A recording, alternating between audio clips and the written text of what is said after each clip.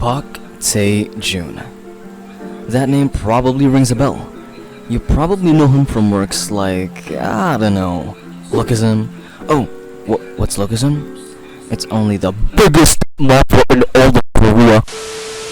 Anyway, PJ's comic company published a new manhwa called Killer Pietro, and it introduces probably one of the most powerful characters in all of the PTJ verse. I'm talking stronger than Gun, Gu, and Tom Lee. This is crazy, so let's get into it. And this is why Killer Pietro is a must-read.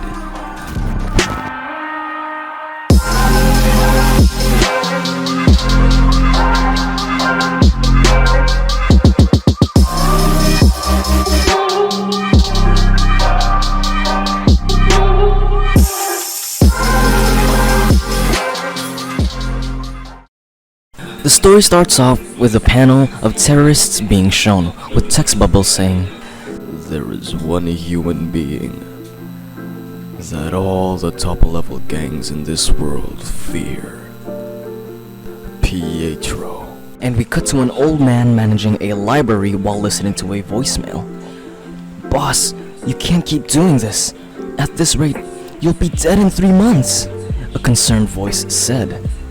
And as we cut to the old man, we see him with a handful of pills of what we can only assume is his maintenance to stay relatively healthy.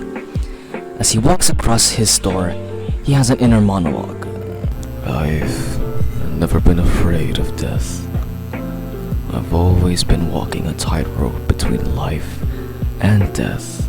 I've dedicated 50 years of my life to work, and I have no regrets at all."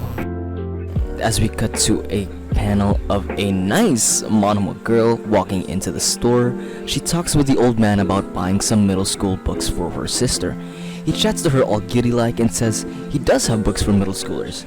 And while he was talking with his back turned to her, he says that she should just go back while she still can. And if you can't figure it out, this old man is the legendary assassin feared by nations, Pietro.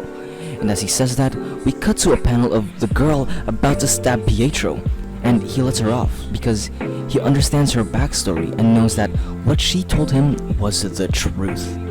But her stubborn ass not understanding her situation at all, she proceeds to double down on her move. And before her knife even reaches Pietro, she stops and wonders, "I'm holding the knife, so why does it feel like I'll be the one who ends up dead?" His eyes widen as if he'll finally make a move.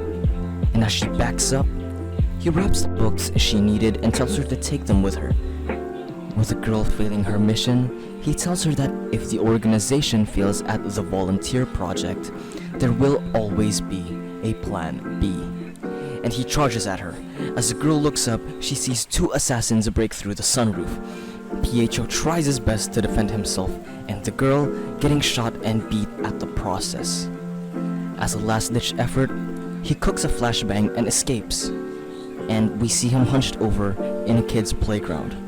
As he catches his breath, he reminisces about his life, and finally succumbs to his wounds. As we cut to the 2 assassins that were hunting for Pietro, a man suddenly appears and shocks the both of them. They try to attack him, but he makes quick work of the fodder in the most disrespectful way possible, speed blitzing a guy with one hand and slamming a guy into a pot with an octopus. This man turns out to be none other than Pietro, and no one knows how he woke up as his younger self. And he lights a cigarette and states that even 1,000 of them wouldn't be able to find him.